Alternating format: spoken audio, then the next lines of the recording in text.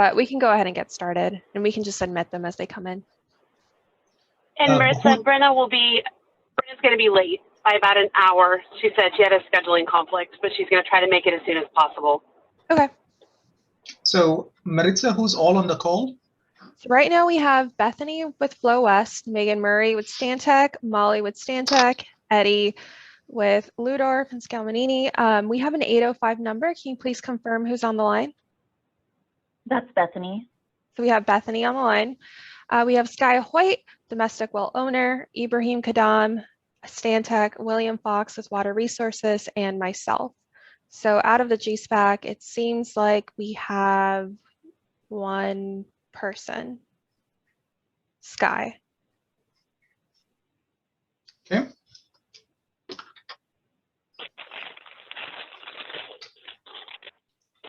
I suddenly feel influential. I mean, we have an audience of two, Sky and Bethany. All right, perfect. That makes for hopefully a good discussion here. All right. So today, kind of building on the discussion we had last week on the interconnected surface water and its depletion and how and what Sigma wants us to do. We want to kind of take a step back and talk about the definition requirements and the Sigma for what are we need to look at. We want to talk about how do we quantify depletions, taking just kind of an overview. Then we want to kind of delve a little bit into analysis of what the flow data tells us about Kelsey and Adobe Creeks, as well as also what the groundwater patterns and and what are we seeing in the vicinity of Kelsey and Adobe Creeks. And finally, we want to conclude by options. What are the options we have to define the sustainable management criteria? So the undesirable results, the minimum threshold, and measurable objective. What options do we have to work with here in this basin? And that's kind of help us inform us as we kind of put together a draft proposal for consideration by all of the GSPAC members in terms of how we're going to proceed. So here on the screen, I have two quotes from Sigma. The first is defining what we mean by what's the requirements relative to the depletions of interconnected surface water. So Sigma requires that sustainable management avoid, and this is quote from the California Water Code, avoid depletions of interconnected surface water that have significant and unreasonable adverse impacts on beneficial uses of surface water. So 3 key words. We want to avoid depletions that are 1, significant, 2, unreasonable, and 3, have adverse impact on all beneficial uses or beneficial use of surface water. So in other words, when does undesirable result happen? So the undesirable result happens when significant and unreasonable depletion of surface water is caused by groundwater extraction.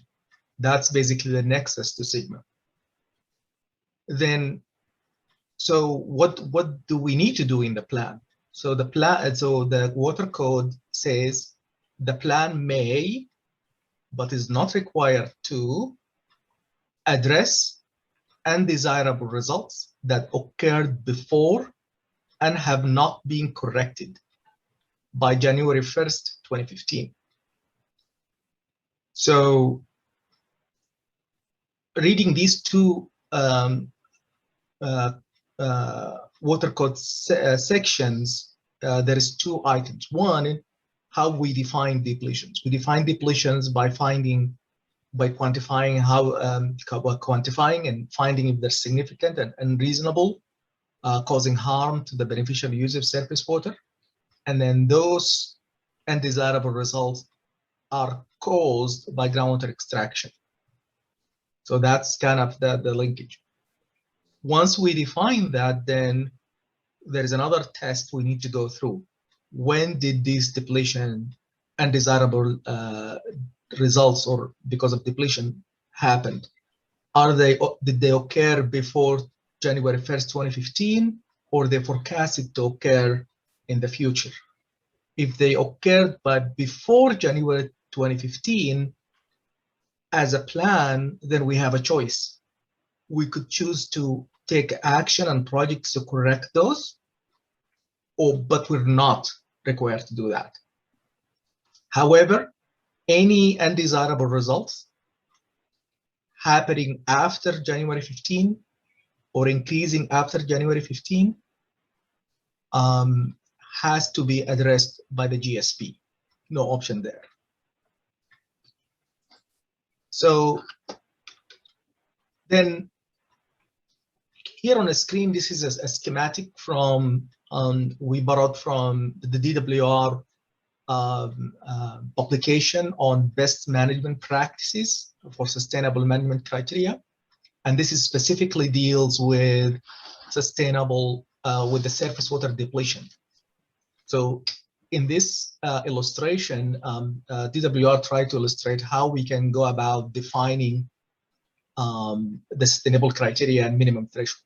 So for example, they take this section of the river or a creek or a stream that's basically bound part of our management area or part of our basin. And then for this section of the river or stream, we calculate depletions in terms of volume of surface water depleted. So how much water leaving the stream because of groundwater extraction. And then that's basically goes from a minimum of 0, nothing is, there is no impact from groundwater extraction, and then to, and then that goes up as more groundwater extraction causes more groundwater depletion. So here in this chart, then you're not getting if groundwater is leaving the aquifer into the stream, you're not getting a credit. We're only looking at how much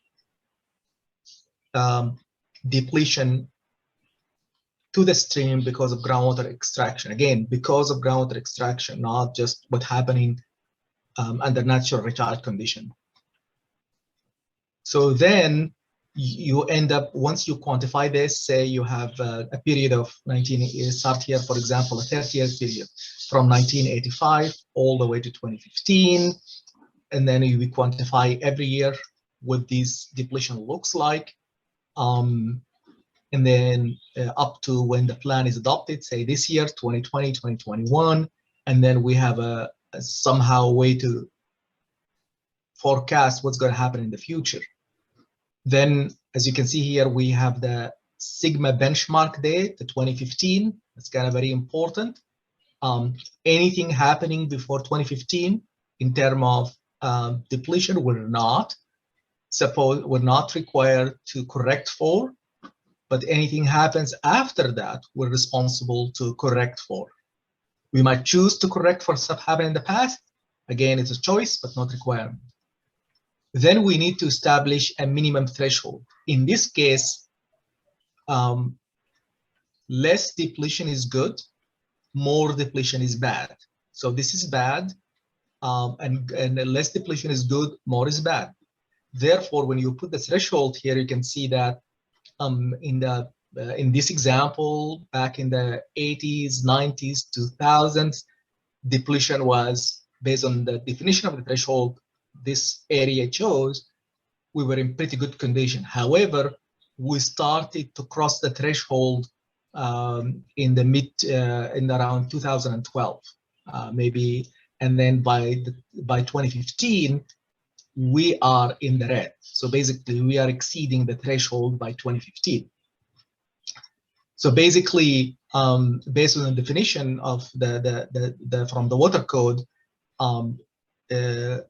this level of depletion it's exceed the minimum threshold.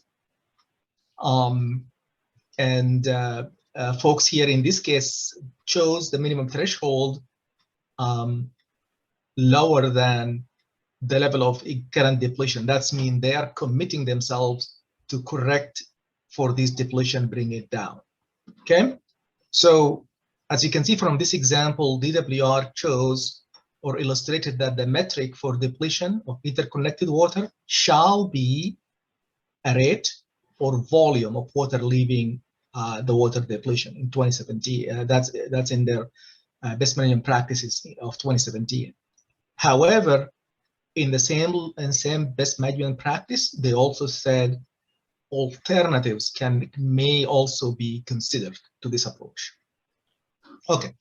At this moment, we have a question from Bethany. Bethany? Hey, Bethany. Hi. It's just looking like it would be really difficult to quantify the amount of surface water depleted due to groundwater extraction. And so I'm just wondering how people get that number. Exactly. And that's exactly most of the discussion today would be about how we can go about that. Excellent question, Bethany. Thank you very much for setting me up for the next couple of slides or few slides. And I guess the part that makes it difficult for me is to know how much is occurring as a result of post 2015 stuff. And so, I mean, we can think about what the natural condition was because we have, you know, the fish that utilize the tributaries, and they were able to utilize them much more freely in the past before significant, you know, groundwater extraction. But to distinguish between what happened prior to 2015 and on versus what happened before.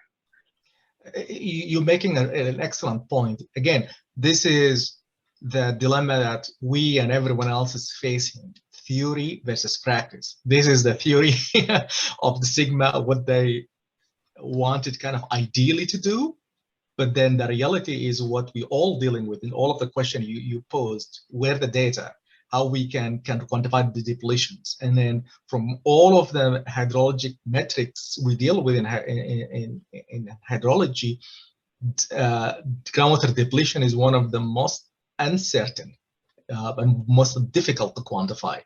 And you raise a lot of good points. I think we will be the foundation of the discussion we were going through here. So you're right. Can I comment now?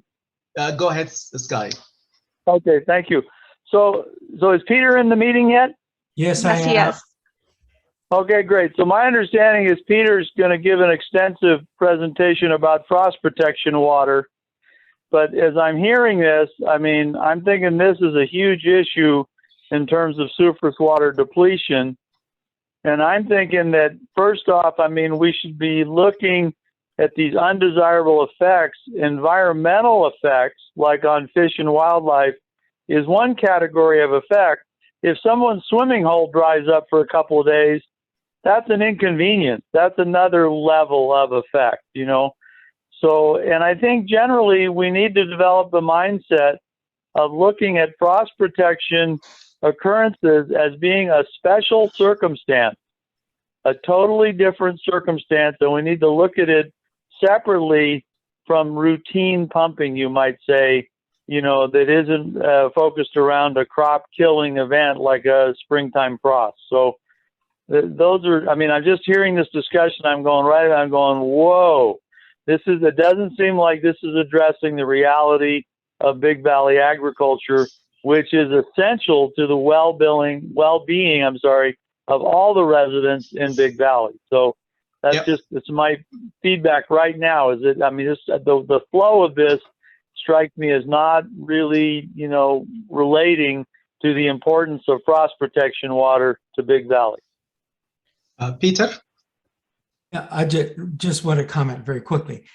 Bethany, I appreciate your concern, but your statements are not supported by facts. And so I don't want anyone to assume that statement of fact that's part of a question, or purported statement of fact that's part of a question, is indeed a fact. So I think we will be very careful about that. In other Is that words, related to the hitch? well, it's related to the idea that somehow the groundwater extraction has depleted stream flows, and particularly as it relates to the hitch. That's exactly right. Okay. In point of fact, that's not the truth of the matter. So anyhow, I want us to be careful that things don't become true because they're repeated constantly. They're not necessarily true. So every assertion made has got to be examined carefully for underlying facts. Including yours, Peter, including yours. We have a lot of data and you have a lot of observations. There's a difference. We will be talking about the hitch and the history of it today at 3. But thank you for points well taken. Data and information and science should guide us. That's right. I agree wholeheartedly. Sarah, you still have your hand up. Do you have a comment or question to add? No, it's down. All good. Okay. Back to you, Ibrahim. Yeah, so then Bethany's point is based on this theory that the DWR put in the sigma, or when the sigma put in place, how do we actually go about to quantifying depletions, again, caused by groundwater extraction? And we need to know quantity and timing of when and where and how and when and how much of this depletion happening. So to estimate the depletions, typically you could use one of 3 methods typically is used. One is numerical. That's mean you have a really good integrated hydrological model, groundwater surface water model that then you could use to, it's a well-calibrated model that you could use to estimate these depletions. Again, just kind of to highlight, the model does not generate this information out of air or just kind of magically generate this information. Even if we have a model, if you don't have really good data that goes into the model, that help calibrate the model, that help verify the model, then you won't be able to get any meaningful information out. So that's kind of important. And then the second approach is analytical. So basically you rely on a lot of observed flow and stage data measurements, just kind of very fine data. And based on this data, you can look at how much you're gaining and losing, and you can do kind of get an estimate. The third approach is used mostly on smaller scales to do like geochemical or isotope tracers, to look at if you put a tracer in the river, does it show in the wells, how fast does it show, how much of it show, and based on that you can estimate the rate of connection between streams and rivers. In our case here, we're going to focus just quickly on numerical analytical, and for the rest of the discussion today, we're going to dive a little bit into more of the analytical data that we were able to pull and what the data is telling us and what's known and what's unknown that we have. So you've seen this figure. This is the groundwater budget that's right now being developed through the Big Valley groundwater model we're working on. Specifically, I highlighted a couple areas here. The part of the water budget that DWR requires us to estimate how much infiltration of surface water by different surface stream is coming into the groundwater system. Also, DWR would like us to estimate how much groundwater discharge, how much groundwater is leaving the aquifers and going into the surface water, again, by different water source. So this is part of, I mean, I think we shared with you some of the very, very preliminary results from the groundwater model. However, since then, we kind of found additional stage data, and right now we're kind of in the process of working through model calibration to make sure the model is finely tuned and calibrated. So that's still a work in progress. But at the end of the day, we will be able, we need DWR expect us in our water budget section to answer the question on all of these, to quantify all of these different components. And that's would be once that the model in place. I think we targeting mid-September, if I'm correct, Eddie, to have another subcommittee meeting to talk about the model, the calibration results, and then what the water budget is telling us. Yeah, We probably have be late September now, but yes, Okay. that's the thought. Yeah. We have a question or comment from William. So how are we, how are surface water diversions being inputted into the model, or are they kind of like only permitted ones, or do we have some data about actual maybe stream diversions that are unpermitted, or are we kind of just leaving the ones that were not, I guess, possible to quantify out of the model? And then how do you think that will impact the model? Yeah, I can address it. So what we're using is any publicly available documented information on diversions or stream gauges or flow gauge measurements, anything like that. If there's additional data that would help, support our case and it's been peer reviewed, we can utilize it. But right now we're just using publicly available data. Yeah. We have a question from Sarah. Eddie, could you please define what that means? Like I've looked at the statement of diversion and use reports from the water boards and the ERIMS programs that they have. How did you guys go through all those and pull that information, or where exactly are you looking at a database of the stream diversions? Sure. Yeah. So I'm not really, I'm leading the modeling task, but we've got folks kind of, supporting that. So I think probably in late September, we'll kind of dive into those details, but my understanding is there's a process. So if there's diversion, if there's publicly available diversion data, we have it and we've incorporated it into the model. That's about all I know. So I have a follow-up of that. So if the model is being built on these, water use and known information, and I really would love to find out before the end of September, especially since you're building a model right now of that you want to be accurate as possible. So is there someone I can follow up with about the diversion information that they've looked at? yeah, what we can do is we can set up a meeting prior to that to kind of walk you through that specific question to get you the answers. So we can make that happen prior to the modeling summary meeting we're going to give at the end of September. So we can make that happen. Okay, that would be great, because it's really just a question of, what was your methodology in looking at the state's data on diversions? Sure. Yeah. Okay. We can make that happen. Okay.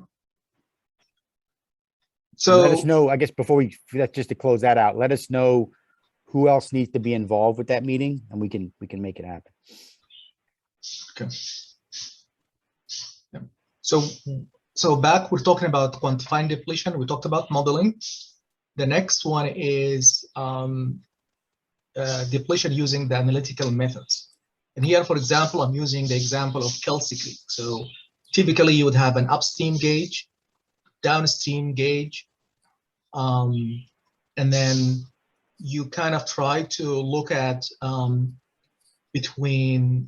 looking at the flow time series, trying to figure out how much is being gained from groundwater, how much being lost to groundwater. To do that, you need also to know what's happening between these two gauges. How much surface runoff and drainage is coming into the creek? Are there any tributaries, small or big, feeding into the creek? And how much water is leaving the creek? Estimates in terms of, we talked about diversions, but also very important water use is the habitat uptake. You have a lot of riparian trees along the creek and they use water, and then you have evaporation from the creek that is also happening. So if I'm gonna estimate the depletion around the creek here, I need to be able to kind of look at these two gauge and have a really good idea about what's happening between these 2 points, upstream and downstream, to be able to look at how much is being, if there's anything being gained from groundwater at all, and if there is losses to groundwater, how much are those? So again, the analytical method is very straightforward, but it's tough, just because of, you look at between these two, we have seem like to have tributaries coming in. There's probably some runoff will be happening, some diversions will be taking water out, the riparian forest, and so forth. So now, before we leave the discussion about quantifying depletions, I'd like to circle back to something that Megan described in our last meeting, which is the hydraulically connected and hydraulically disconnected systems, because it also has very important implication on depletion. So on what you see on the left here is the hydraulically connected system. And in this system, depending on the relative height between the groundwater elevation and the water table, the stream could be gaining or losing. But at the end of the day, they're hydraulically connected. In this case, when you have hydraulically connected, an increase in groundwater extraction will likely affect depletion. So imagine if you have a lot of wells starting to pull water close to the stream here, and then the groundwater elevation goes down, you're gonna switch from gaining to losing, or reduce the rate of gain. Here, you could make this slope further steeper, again causing more losses because of groundwater extraction.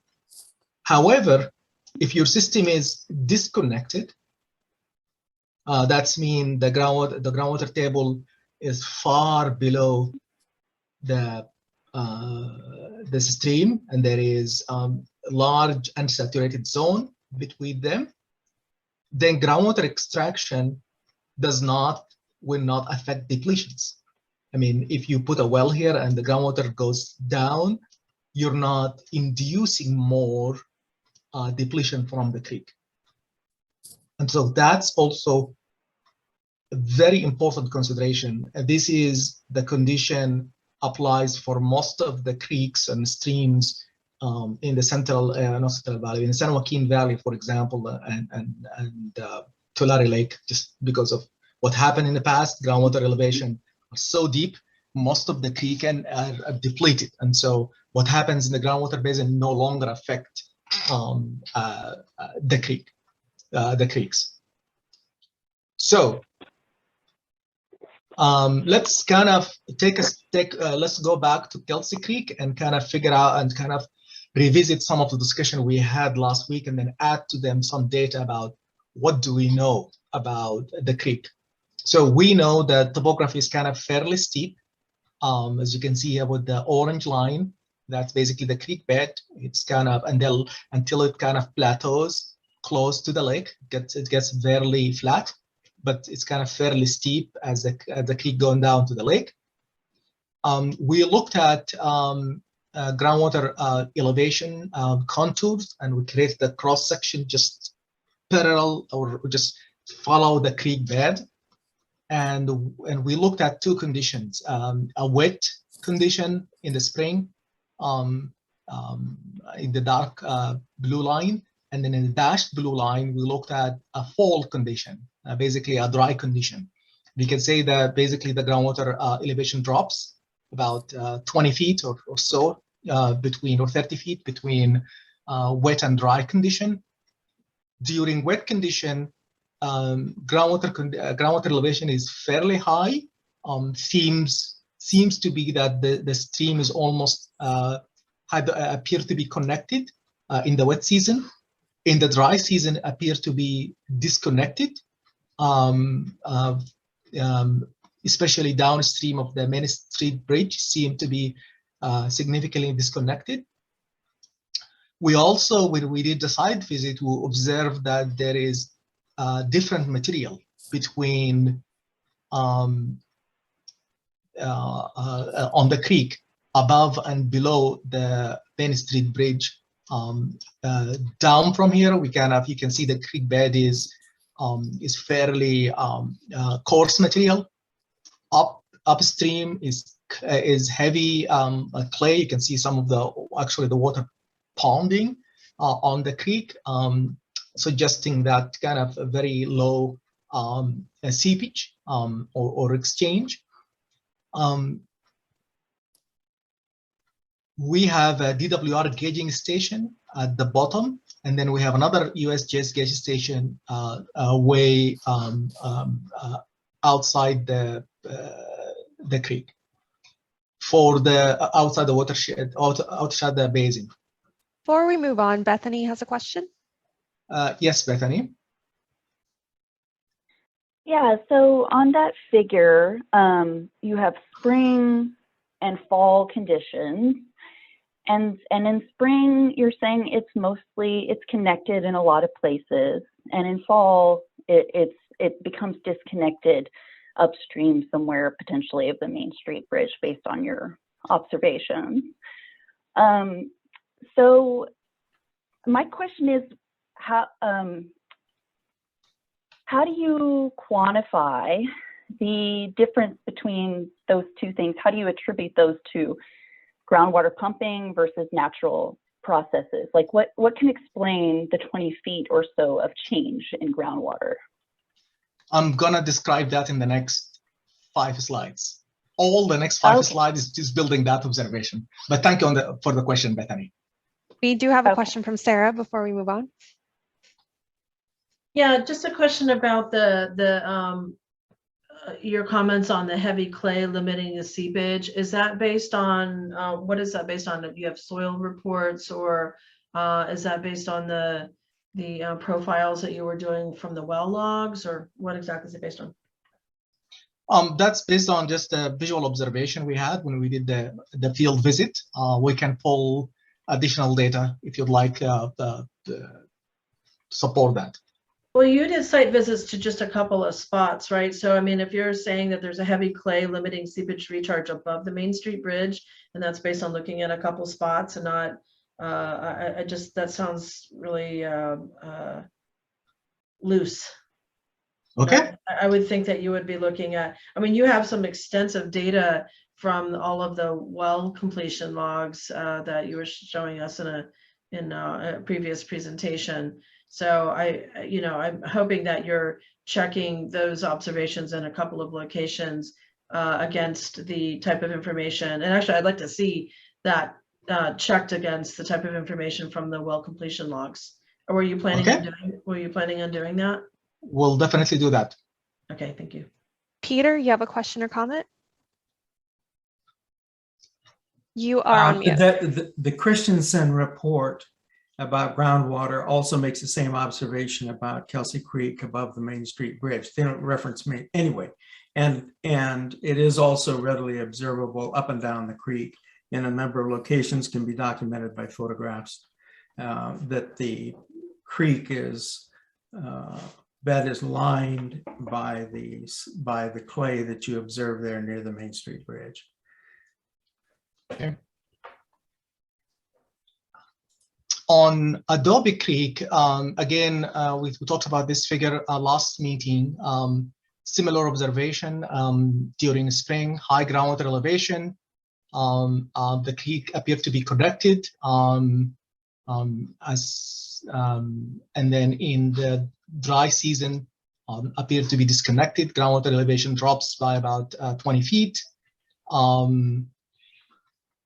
That's kind of as much as this data can tell us. So now let's see if we can go back to try to do some kind of analytical analysis to look at the flow data between these on Kelsey Creek and also on, as much as we can, on Adobe Creek. So on Kelsey Creek, we want to look at the upstream gauge, the USGS gauge here, and the downstream gauge, and kind of try to see what the flow patterns tells us, and also what the groundwater elevation then tells us. So there is 2 gauges. The upstream's USGS gauge data goes back from 1947 all the way to current, and the DWR gauge have flow data also. that go again. Sorry, this here is in cubic feet per second, and the DWR gauge goes from 1980 all the way to current condition. So let's kind of do some a little bit of an analysis. Sorry, this is.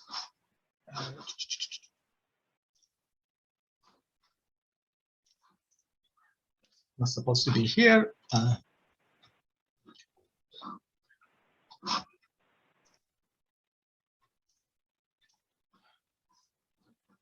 So the blue line, the blue bars, is the upstream gauge, is the flows in the upstream gauge.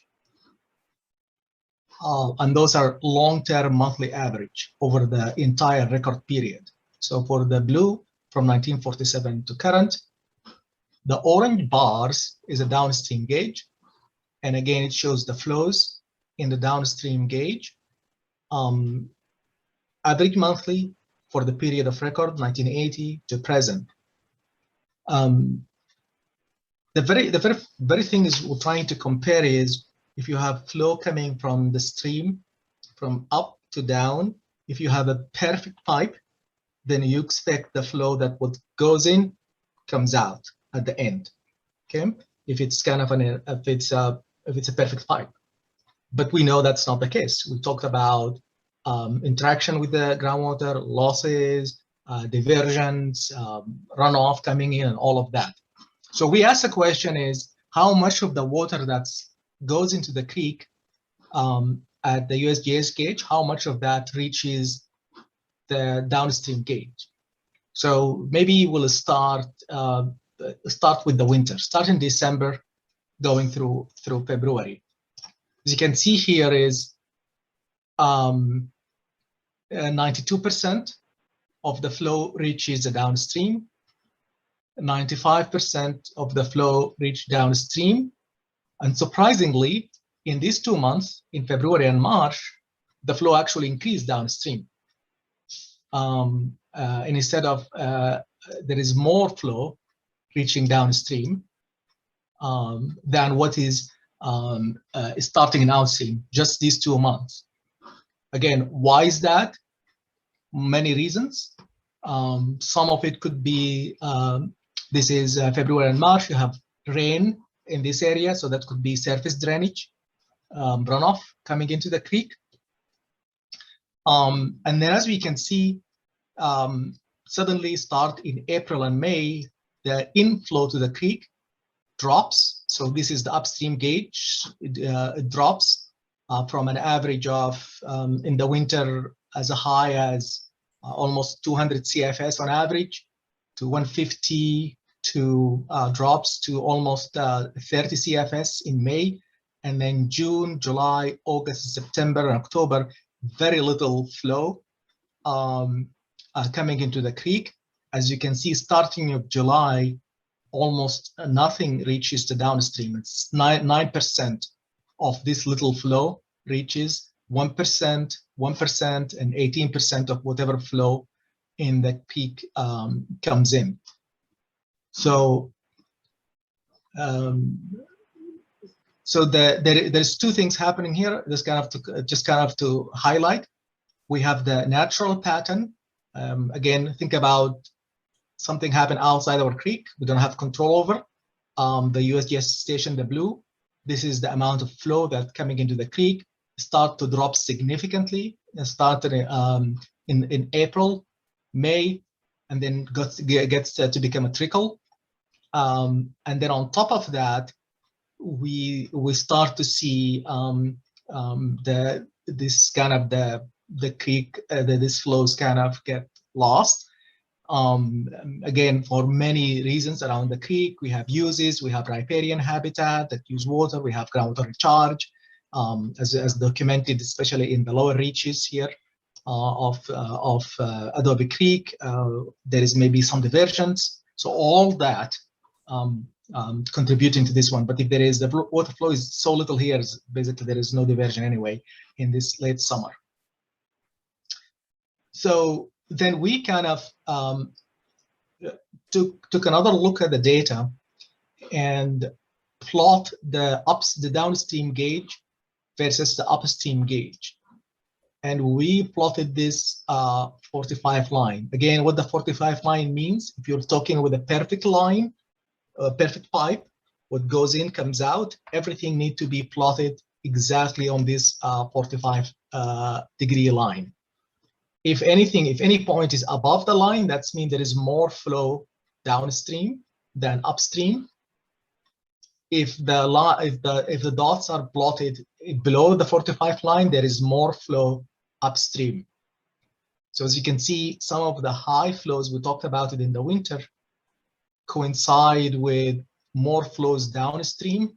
Again, some additional flows coming into the stream easily could be explained by maybe rain, runoff coming into the creek.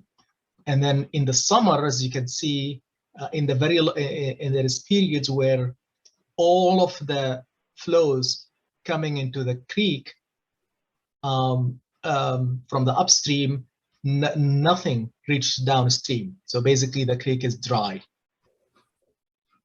So when we did the average difference in flow between upstream and downstream, kind of across all year types, this is the path again. This is exact same information, but different cut to look at it.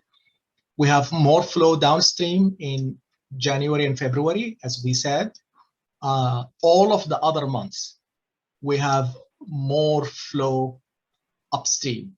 So some of the water get used between upstream and downstream. And that's kind of give you the amount of how much of these, on average, long-term average, what this amount looks like.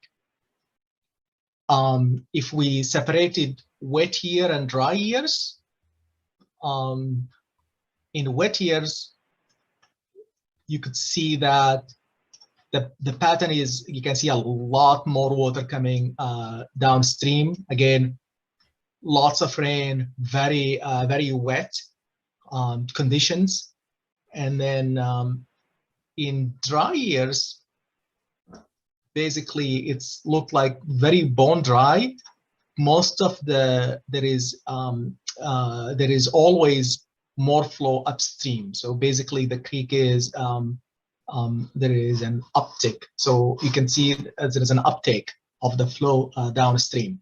As you can see the difference. And these are kind of the magnitude of the upstream flows. I mean, you can see these numbers kind of maybe sounds counterintuitive. You see less losses in June, July, September, or differences in other months, just because again, the amount of water, when you go back here, the amount of water in the creek to begin with is very low in these months anyway. Coming into the creek is very low, therefore this amount of difference is small.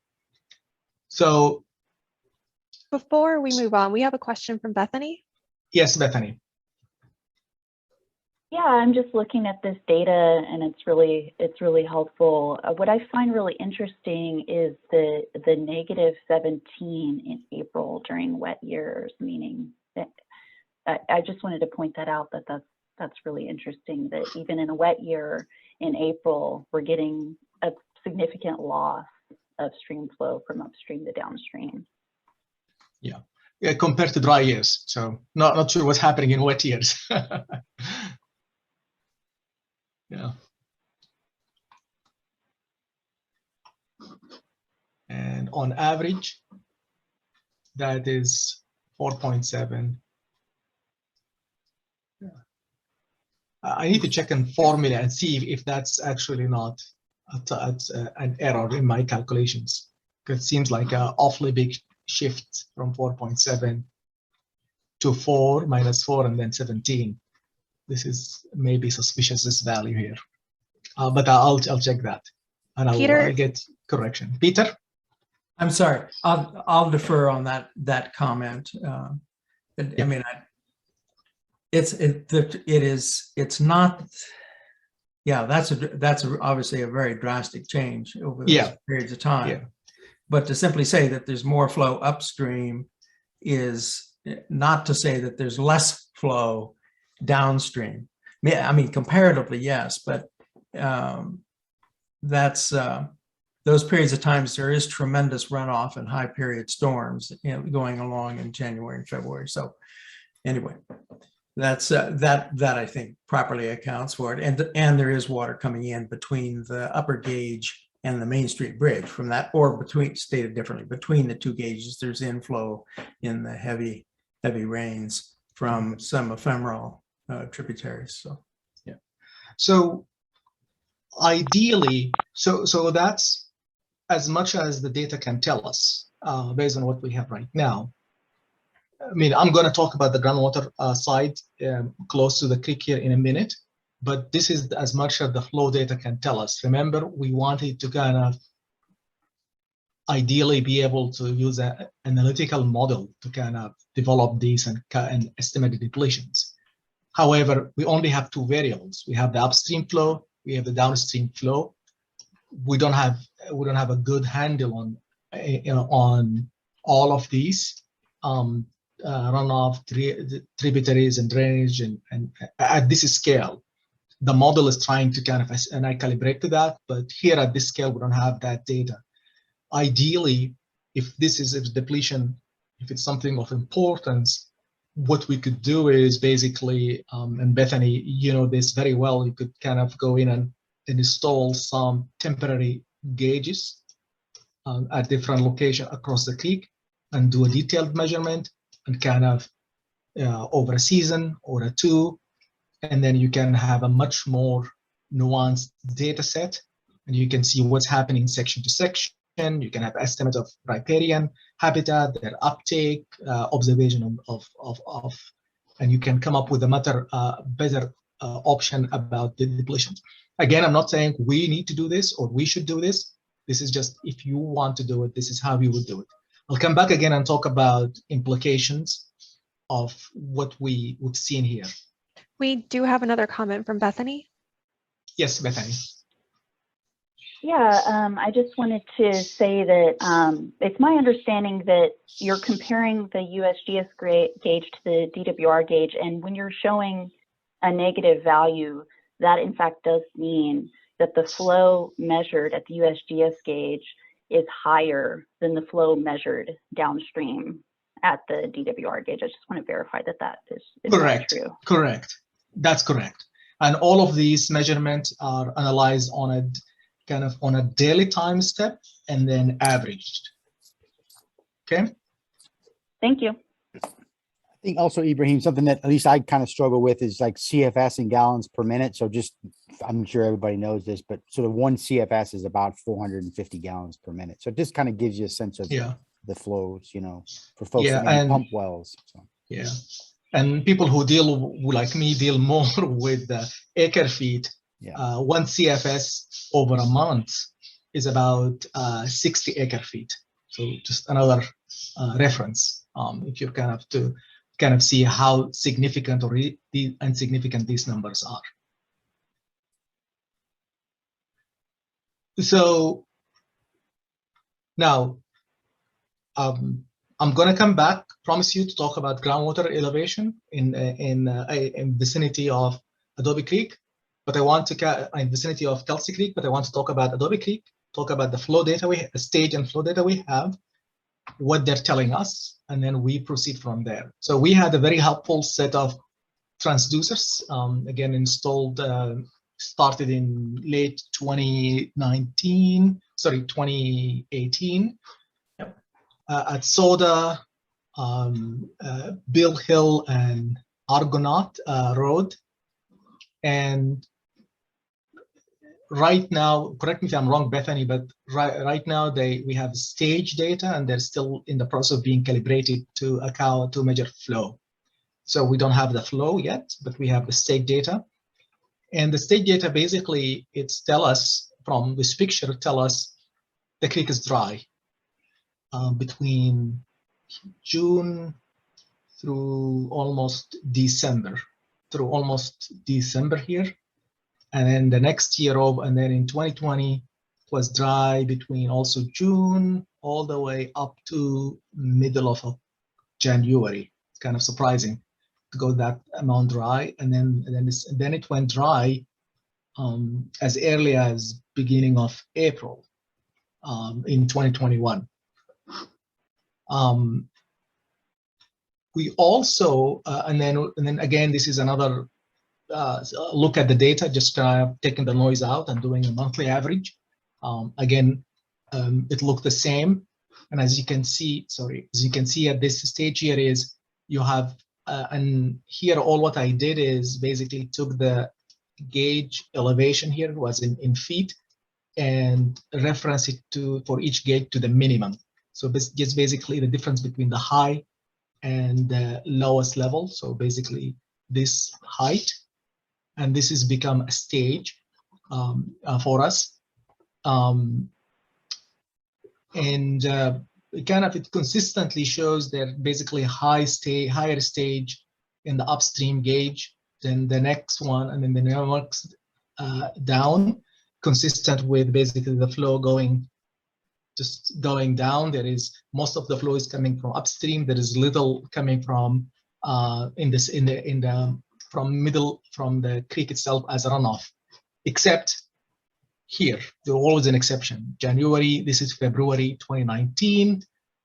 Suddenly seems to be there is a lot more flow in Argonaut Road stage compared to Bill Hill Road. Not sure if this has to do with the gauge, or there was a lot more runoff event or rain event or something here that caused this spike. But then the pattern is basically the flows just goes down. Again, this is an indication of the flow, but you can't correlate it directly to flow because the cross section of the creek varies from section to section. So until we have the full calibration and stage rating curves developed, we can translate those to flow. Bethany does have a comment or question. Bethany? Yeah, I just wanted to add that, yeah, the reason why we haven't been able to get, we've got maybe 1 or 2 flow measurements there to build our rating curve. It's just been so dry that we haven't been able to do that. So that's the reason. Yeah. I do want to take a moment to see if Sky has any comments or questions. He's on the line. Sky, do you have any comments or questions at this point?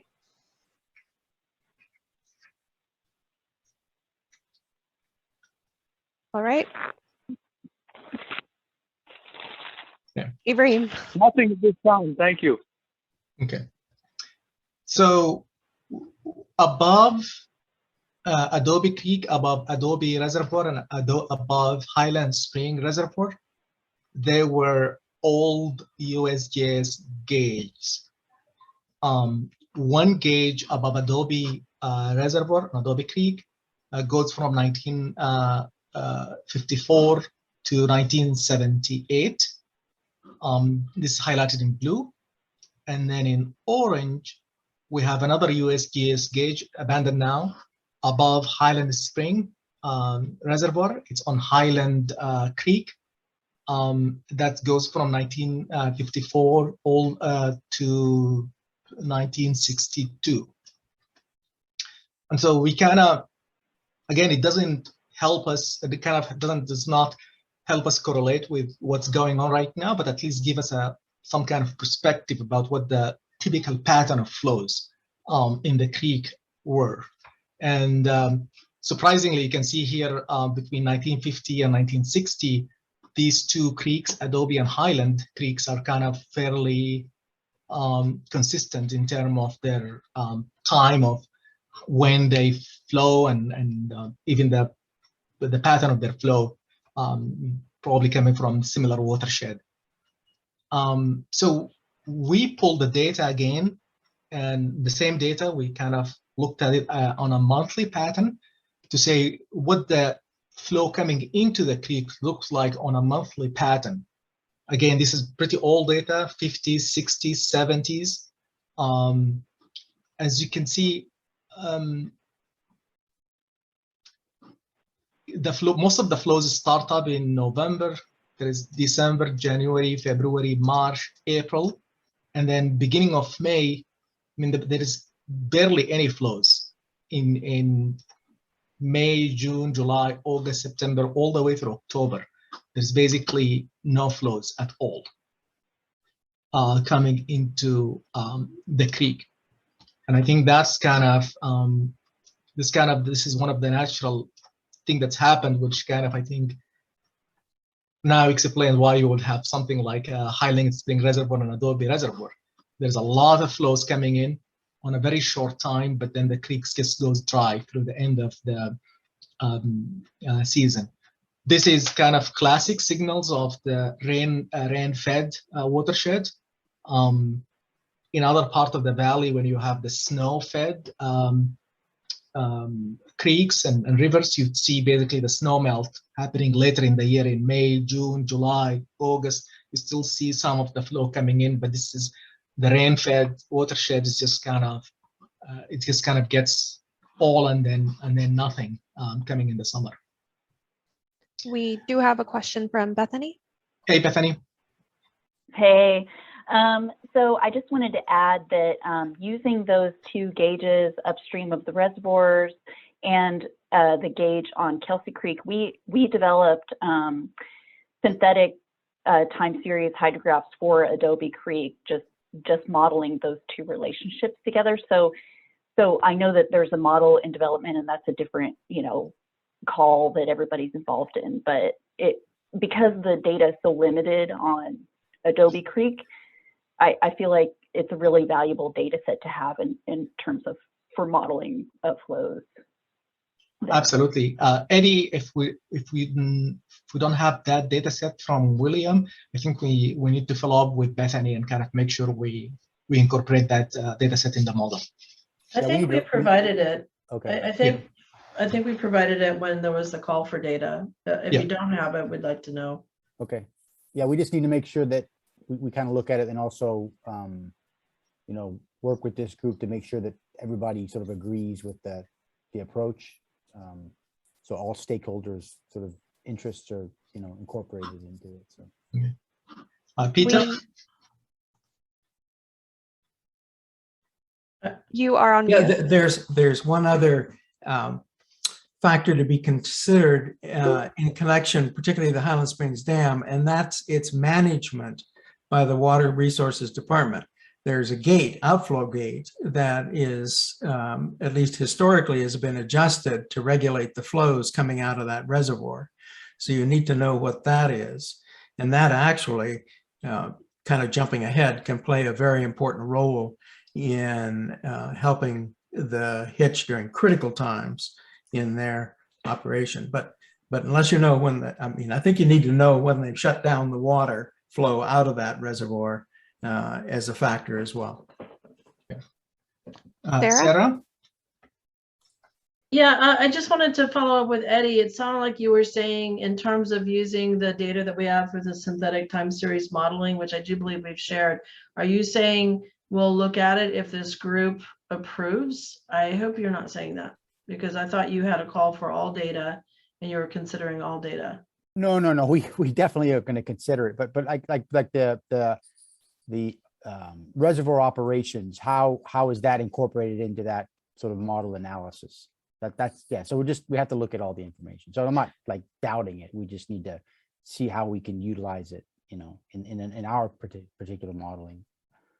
Well, I don't think it was the reservoir relationships, I think, or management. I think it was the synthetic time series modeling between Kelsey and Adobe. So I thought you were saying we have to check in with the group. So if you're not saying that, then good. Yeah. No, we'll take as you know, any data, we'll take it. Yeah. Yep. And so when we visited with the Highland Spring Reservoir and Adobe Creek Reservoir, I think one of the projects we would like to propose is kind of installing gauges downstream of this reservoir to be able to measure how much flow is being released and basically record the timing. It kind of will help a lot with the management and modeling. Okay, so this is kind of the information we have on Adobe Creek. The flow data on these two gauges, pretty old, tells us this basically very high intensity rains and it's kind of dries off, we will see that basically most of the flow is coming from upstream. There is a little bit of inflow coming in during wetter, very high storm wet periods coming inflow that affect the stream, but most of the flow is coming from upstream. And now I'm kind of want to kind of go back to Kelsey Creek and talk about the relationship between groundwater, observed groundwater elevation in the vicinity of the creek to stage. So we pulled the stage data from the DWR gauge, again from 1880 to current. One thing we observed, I think I mentioned this in the last meeting, is there seems to be something a little bit off with the gauge, and I think Anna from Flow West mentioned in her email that, or maybe you, Bethany, that's probably you, Bethany, that's DWR has been aware of, maybe have been doing some site improvement at the gauge, and that's kind of made them kind of move the gauge or stuff like that. So the flow data looks good. However, the stage data seems to be a little bit off by, I don't know, a few feet in these two levels. Okay. What we have done to look at the groundwater picture and in the vicinity and how it's tied to the creek is look at the gauge in the that's in the and then locate the nearest well to these gauges that have a very decent record. So first of all, so we picked up this DWR gauge.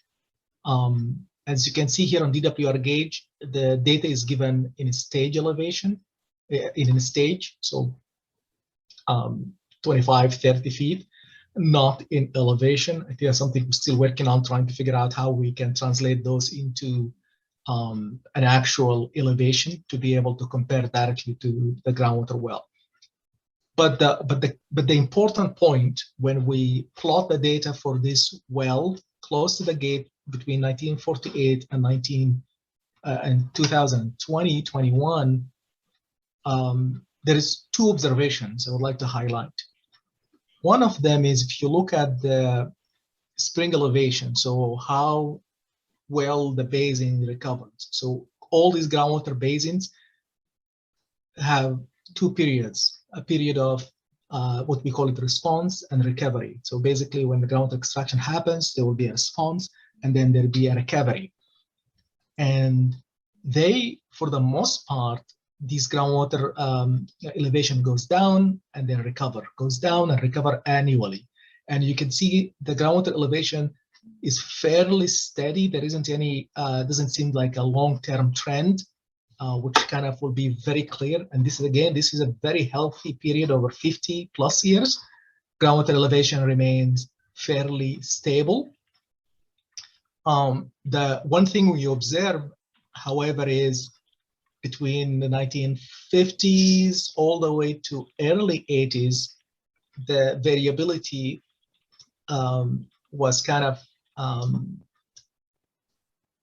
band was about between, I don't know, 22 to 38, about 15 feet. And then more recently, starting from the late 80s, we start to see a lot more variability. Again, it's now from, instead of 15 feet, now the variable range is between, I don't know, from 10 to 35, about 25 feet. So from 15 to 25 feet range of variability. Again, additional maybe could be, I mean, there's lots of factors could accommodate, could affect that, can't speculate, but some observation. However, the spring levels or the recovery level, the basin always seem to be recovering at the same to the same levels. There is no long-term trend, and so that's for the Kelsey Creek gauge. Bethany has a comment or question. Yeah, I just wanted to say that in terms of converting the DWR stage data to elevations, I have the conversion for that, so I can provide that information. That will be great. Thank you very much, Bethany. So then, remember, I think you've seen this figure earlier, where we have the upstream and downstream gauge, how the flow looks like. We have a lot of flow coming in the winter months, and then very little flows coming in the summer months. How does that compare with the groundwater pumping? And so you could see, or this is not groundwater pumping, but this is the groundwater elevation. So we have the groundwater elevation hits its peak in April. So this is the highest groundwater elevation in April, but it's fairly kind of high, basically from February to May. This is the highest groundwater elevation. And then starting in May, starting in June, groundwater elevation start to drop. And we have the lowest groundwater elevation is around September. Again, we're not saying that, I'm not saying that groundwater pumping here is causing the stream, because causing the stream depletions or the low levels in the stream, because there is no water in the stream coming in the stream in the summer, and that coincides with also where we have the groundwater, most of the groundwater decline. Remember, we had that figure early on, and that question from Bethany about the causation of why the groundwater elevation dropped so much. Is it affecting groundwater depletion or not? This one of the figures we have here to help us kind of get an insight on that one. It does not answer the question specifically, but it at least provides kind of a little bit of an insight here. Groundwater declines start in June, reaches its decline in September. It start to rise in November, and it kind of reach its maximum February, March, April, May. And during the same time where the creek is almost very little flow coming into the creek, we see these declines. Are there any causations between these two, or those are more a correlation? They're just happening at the same time. It's summer, there's no rain, it's dry, groundwater extraction happening for ag, coincide with the natural cycle of the flow. That's one explanation. Could be there a connection between groundwater extraction and some decline in the creek? That's, again, we can see the correlation. Question is if there is any causation, and if so, how much of that is the causation? Simply, we don't have the all the detailed measurement or data to be able to conclusively say there is little causation, there is a little impact, or there is some impact, or there is zero impact. But this is basically the data I have so far. I think the other thing, Ibrahim, we can do at some point when we have the model sort of calibrated, we can start running some scenarios where, you know, we say, well, let's shut off agricultural pumping and look at what impacts that has on stream flows during the dry period. I mean, there's things that we can use, you know, to sort of look at that and try to, you know, not necessarily quantify, but just get a sense of the sensitivity of pumping in certain areas. So that's something we can look at. Yeah, that's the beauty of the model. Peter? Right. Peter, you are on mute. Getting that done. Could you go back a couple of slides to where the one showing the drawdown on the KCK meter gauge? Let's see. Yeah, that one right there. I think I want to understand the implications of that a bit more. This is a well. So this is the well, groundwater well. Yeah. Yes. Let me offer a hypothesis, and then you can see if I'm off base. But I judge from that in that period from 88 going up to 20, that the groundwater is drawn down deeper than prior to that, but nonetheless, it comes up, it recharges through the course of the winter. And that, let's see if I'm right in thinking that that suggests that there may be, we don't know, but there may be even more capacity to draw down during the dry times of the year and still expect that the recharge will bring it back up to the elevation, the full of, I don't know what you're calling it there, but the dotted red line. In other words, that we're not working within a finite amount of drawdown that's permissible, because the bottom is whether or not, the critical question is whether or not it recharges during the wet season. I would be very careful about making that kind of extrapolation from this data set to that conclusion. The reason is because just the quality of the monitoring data and the monitoring wells we have is not that really good. This well is a production well, and so when we take the well and measure in it, there is always some always some potential impact from nearby wells. So basically, what we're seeing here is probably just maybe not indicative of the entire basin area. Could be just an impact of a nearby well that's going on at the same time and causing this instantaneous drop.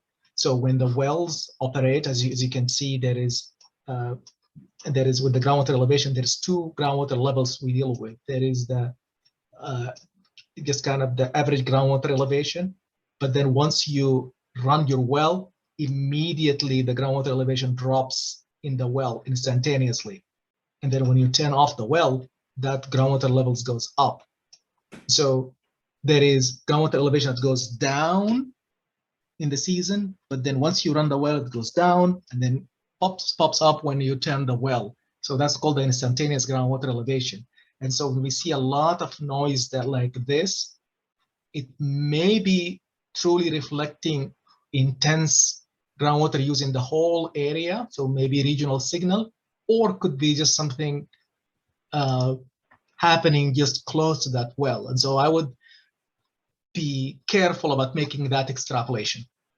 But, well, let me follow up then. We do have data from wells that are not close to the creek, just simply for this question, over time, to know to what extent the groundwater is drawn down in the summer times during the pumping at the end, by the end of the pumping season, and to what levels, and to know whether they recharge up to the level, I guess. And you know, but the point is well taken. That the point is well taken. That's the big point is well taken, Peter, which is basically based on the pattern we're seeing here. The groundwater use in this area, it seems to be stable for the last few 10, 20 years, has not been significantly increased. The groundwater elevation seems to be recovering back to same level, at least for the last period of record we have. So that's a point well taken. I mean, extrapolating into that we can exercise the basin more, I don't know if I can go that far. Well, let me add that addendum. We do not, it may be possible to actually draw down more and have it come back. We may not know the answer to that yet, but we do know this isn't necessarily an absolute limit on the amount of water that can be drawn from this basin and still have it recharge. Am I correct about that? In other words, there are going to be those who argue that, oh, well, we got to start cutting back because we're drawing it down too much. We really don't know the answer to the question is how much is too much given this pattern of recharge. The groundwater model should help us, when it's calibrated, fully calibrated, help us estimate the sustainable yield. And that's one of the requirements. Yeah. Yeah, thank you. Bethany, I think Bethany and Sarah, both their questions, your hands up.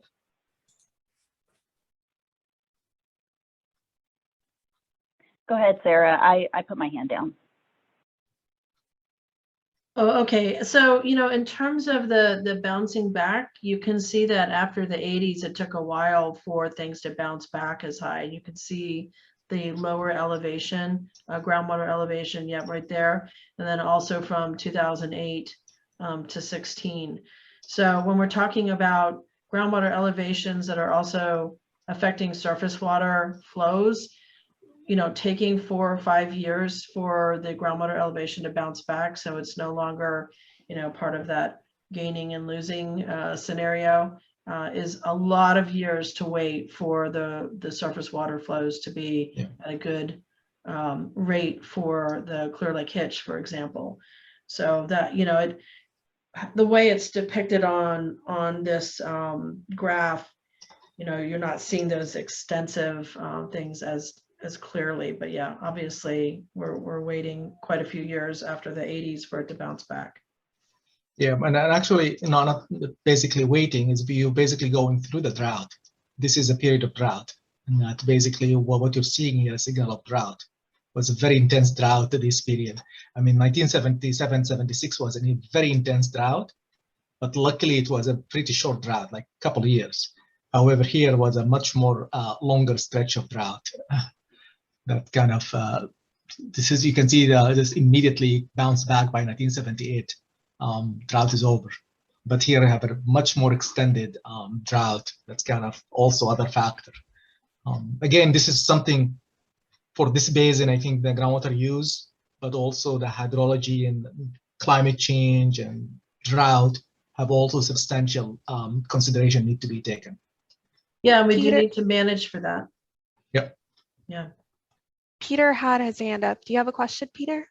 Just a very good question on that graph. Have corrections been made for the difference in the gauge, in that gauge variability? I didn't know that is that 5 years running from October, 8, in that period of time right in there. Is that because that is in point of fact what it was, or is that reflecting a problem with the gauge there? I think just some missing data here. Okay, thank you very Yeah. much. Yeah. So then we kind of do the similar analysis, similar look on the Adobe side. Again, we pulled in 3 wells near each one of the transducers, starting with the downstream one on Soda Bay. Again, very similar pattern we see. The groundwater recovery seems to be all on well across since 1948 to I think the last period here we have in 2012.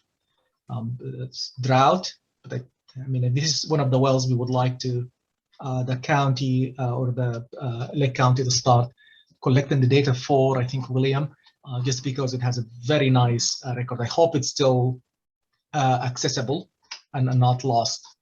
But again, one of the pattern we see is kind of variability. On the downstream end here, we kind of see a narrower range of variability between 22 and 32. So that's about 10 feet. And then here we see a higher, since also the 1990s or early 1990s, we see a higher range of variability. About 16 to 33. That's about almost 16, my math, 20, I don't know, 18 feet, something like that. On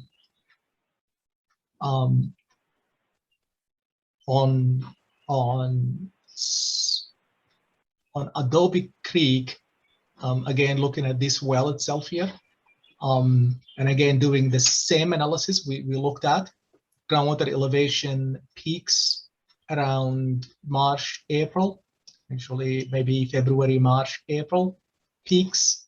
Recovery start in November, goes up, and then the declines start happening in June. We see here in this case, actually the lowest level is in August. And then how that coincide with the flows in the creek on top. And again, we talked about again, this is the historical picture of the pattern coming from Adobe and Highland creeks. Again, no flow coming out in May through September. Again, that coincide when we see the start of the decline. We have most of the runoff coming up in the winter months, which coincide with the recovery and the peak. Again, the question of causation and correlation. Probably this recovery here of the groundwater elevation is caused by this by rain and flows. Decline in the groundwater is again tied to, again, dry season. There is no recharge, so zero recharge, and then groundwater extraction. So we can see the causation is coming this way. The question is, does groundwater pumping drying up the creek that we see here on Adobe Creek?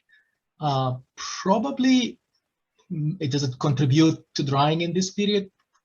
That's a question could be asked. But again, does any groundwater pumping happening during April or May? That's a question.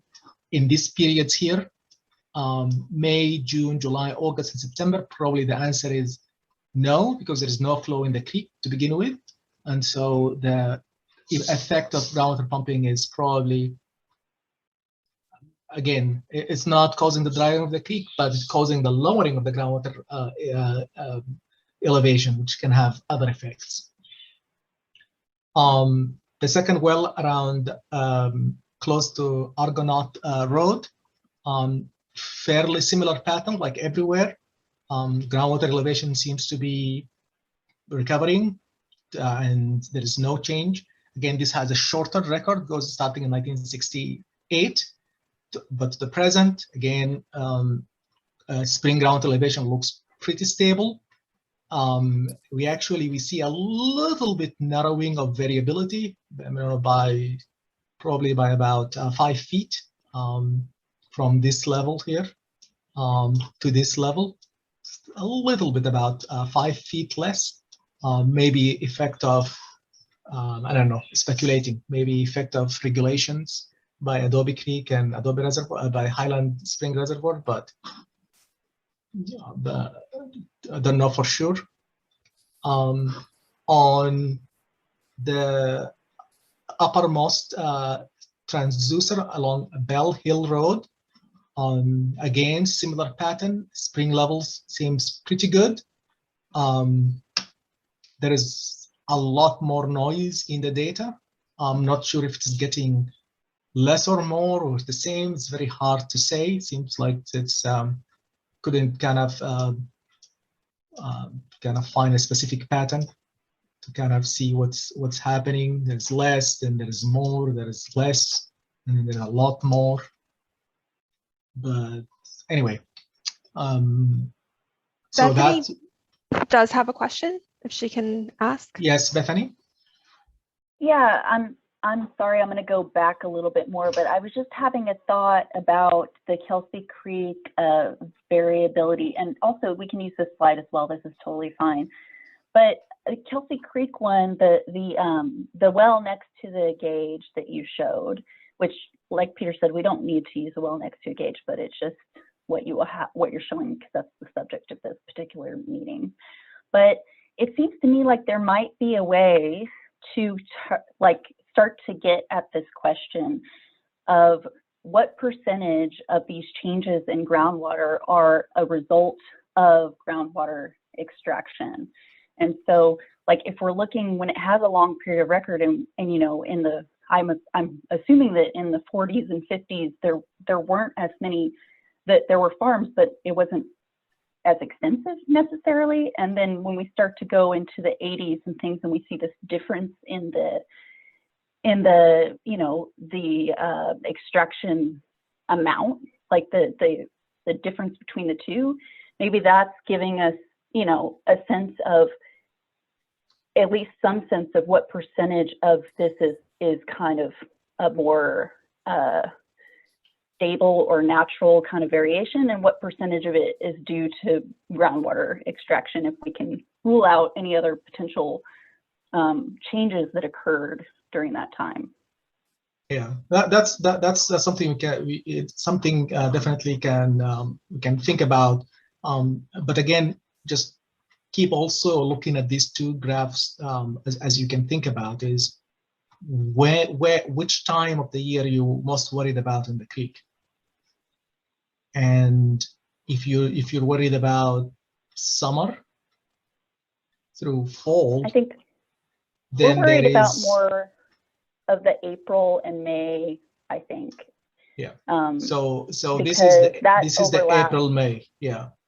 Yeah, essentially. I mean, June is also historically the hitch we're going up in July, as far as I understand. But and Sarah can correct me on this, and Peter. Yeah. But like you know, April. I look at April, May, and that's where my concern kind of comes in. Yeah. I mean, we could. I mean, there's something we can look into. Kind of first see with data to tell us anything. If you, I mean, again, this is long-term average, and maybe you want to break it out and look at by month and different year types. But long-term average, when you look at April, May, this is the flow coming into the creek, and this is what the groundwater elevation is doing. And it seems like to be barely, actually here, see the groundwater is peaking in April. And even if they're, and then becomes an issue, because of very high groundwater elevation in April and May, and there is less flow in the creek. And that's from 1948 through 2020. So what it would be interesting to see is like splitting that out, right? Like, because there was a different pattern in the 40s through the 80s, and then you know, you pointed out different patterns here. So to me, it would be interesting to dig into that and see what impacts those kind of changes since the 80s have had on that particular type of relationship. Peter?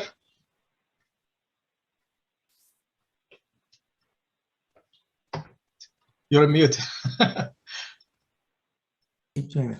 What's significant to note, and Bethany, I have slides we'll be looking at this afternoon too, but the only groundwater pumping that occurs in the months of May is for frost protection. And frost protection takes up a few hours of that period of time, about 40 hours on average of the entire stretch of time. There is no continuous pumping at all. The continuous pumping begins at around the 1st of June, when the pumping begins for irrigation, which is different from frost protection dramatically. So I think, and you'll come to see that the hitch runs for the most part are over even before frost protection pumping begins. But it's what we'll come to see is the facts about what the pumping consists of, how much of it is there, and relative to just period, and then what effect that has on stream flows. That is really the question that we'll be taking a look at. And so it's just, that's a distinction that's extremely important, is what kind of pumping, how much pumping, when is it occurring? And there's that distinction between frost protection and irrigation pumping that's very, very, very significant. So that's all I wanted to say. Thank you. Yeah, but a good idea, Bethany. We could splice the data a little bit and look at it at more recent versus longer, different year types, dry and wet. Do we see any different patterns? And kind of see if there is anything changes the conclusion here. So, kind of in summary, we looked at the data. I mean, they're just basically, this is give me these two slides. Any two slides give me the entire summary for all of the, and I think this will apply to most of the other creeks here in this area. Is two things. One of them seems to be all of them rain fed, which kind of have this pattern of high flows in the winter, and then abrupt drop in May, and there's kind of things kind of just fall off the cliff, very little flow coming into the creeks. There is a little bit more coming into Kelsey Creek than Adobe Creek. But then we also see this groundwater recharge cycle because of the rain coming in and runoff. We can see the groundwater kind of peaking. The flow peaks around January, February, and then the elevation peaks around April. Groundwater elevation peaks around April and then start declining in June. That's when the creeks rise, and then when we see most of the groundwater extraction happening starting in June. So this is the kind of broad trend we're seeing.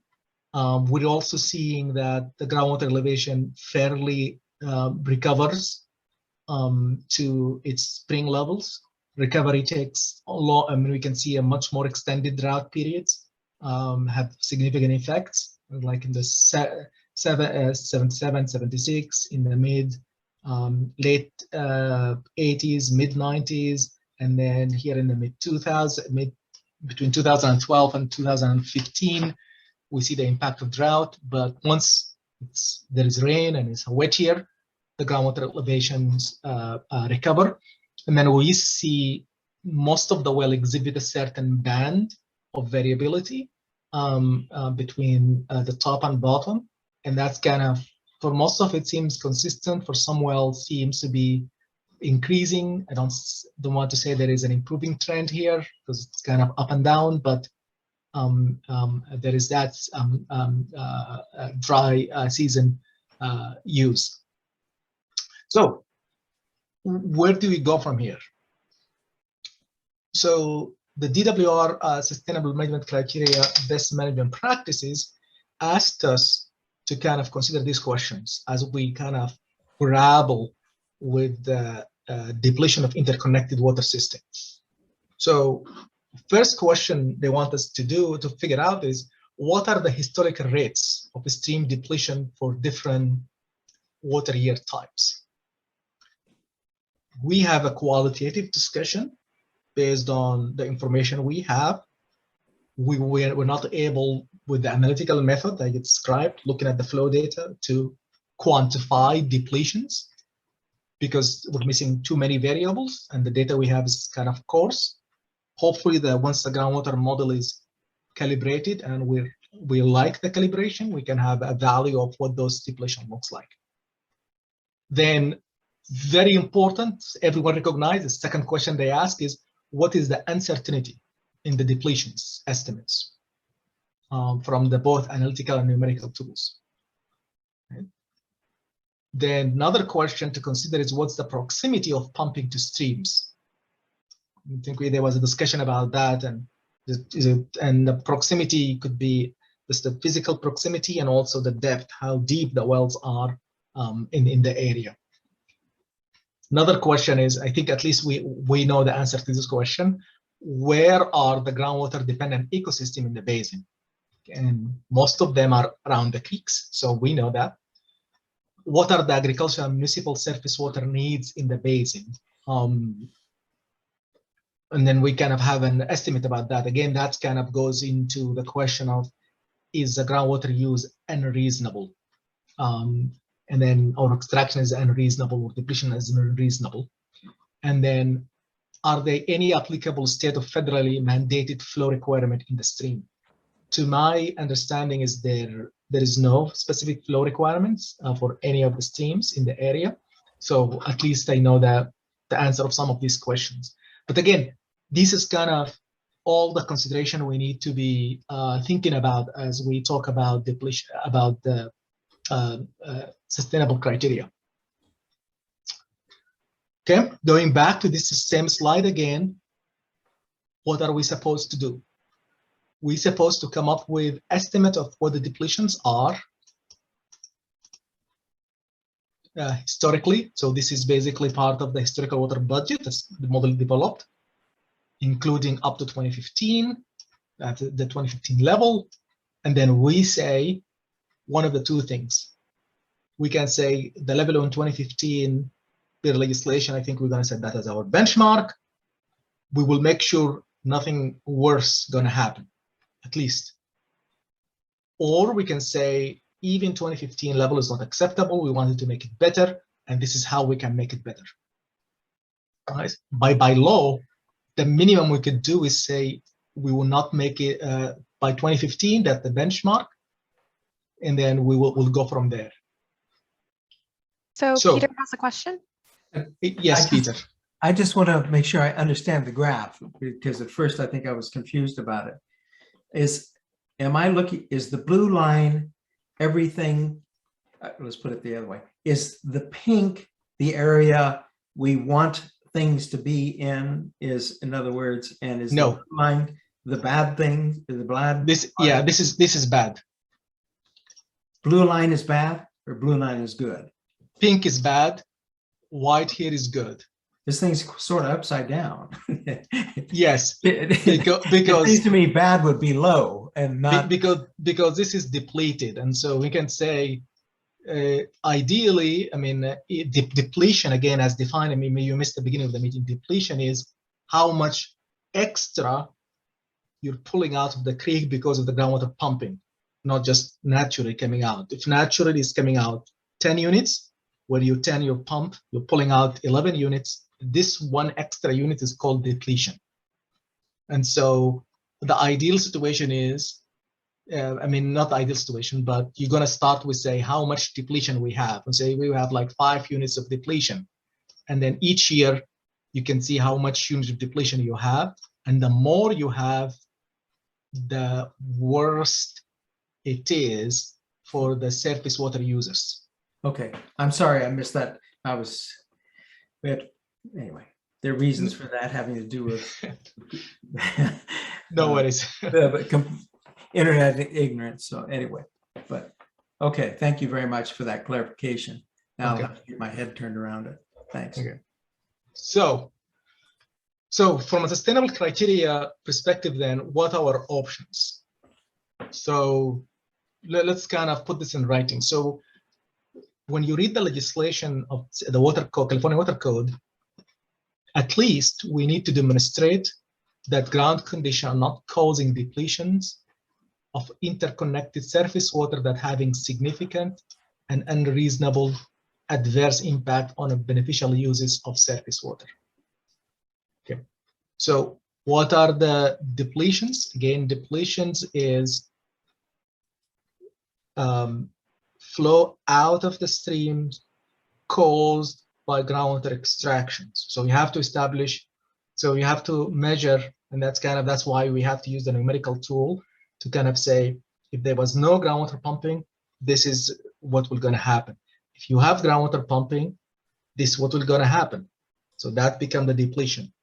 Then you you put your estimate for wet year, dry years, and then 2015, and kind of have all of this lined up, and you can say, yep, based on this is what the depletion looks like. Then you can make a judgment about what's significant and unreasonable on beneficial uses of surface water. All surface water beneficials. Again, it goes to, as Bethany pointed out, it's also the issue of timing. Are you worried about summer, June through September, or you different basins, or are you worried about just April or May?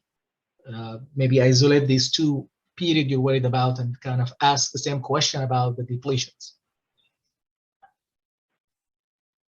Many papers kind of, if you looked at the, not papers, but you looked at the different plans that have been submitted to DWR and what DWR have done and many others have done, a lot of people, because of the complexity of the groundwater depletions, they're adopting this second approach, this approach here, which they want to manage for no further depletion of surface flows beyond the level of depletion that occurred prior to 2015.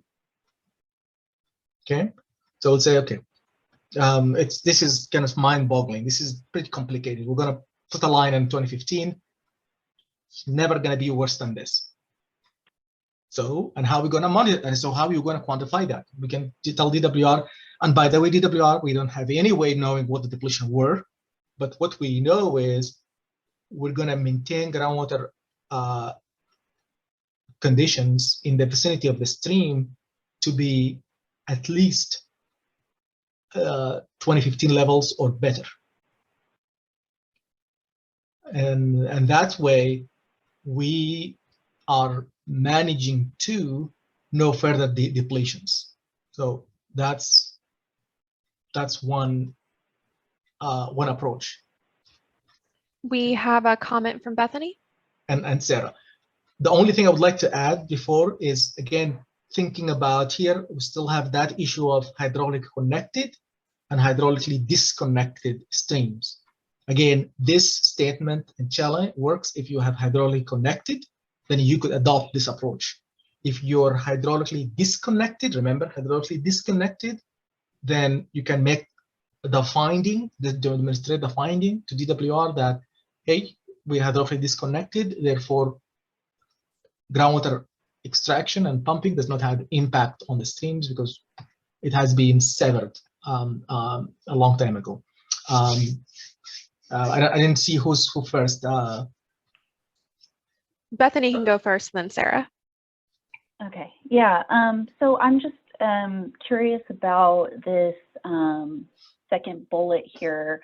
In the vicinity of the stream, the monitoring network we selected, I believe, last week or so, is not necessarily selected based on proximity to streams. I think maybe this one that you've got for Kelsey is included in the list. But so how would you do that with the full monitoring network that we've selected for this groundwater sustainability plan? Excellent question. The representative monitoring site, the RMS that we've been talking about and we selected, that was strictly for groundwater elevation. And then we said we're going to use that for elevation and groundwater storage. We're going to add another well for it and use it for water quality.